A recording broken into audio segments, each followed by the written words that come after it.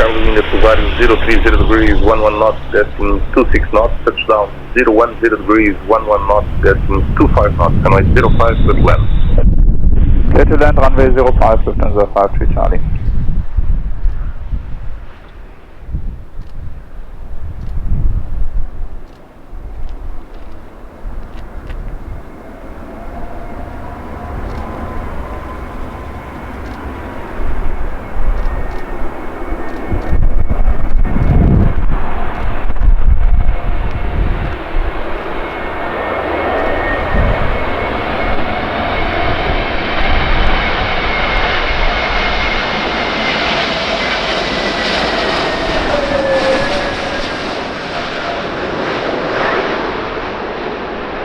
Lufthansa 53 Charlie, located via Bravo, stand Alpha 07, backtrack approved.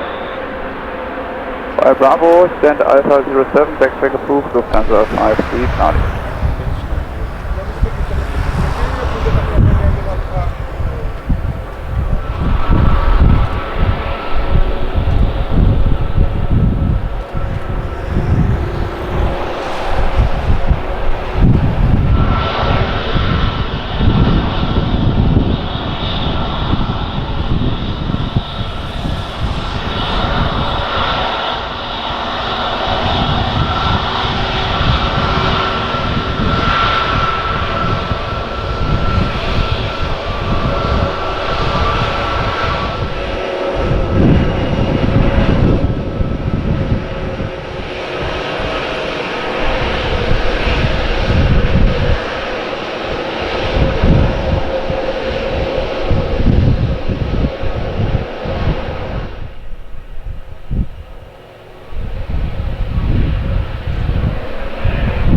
Lufthansa 34 Mike ready for departure.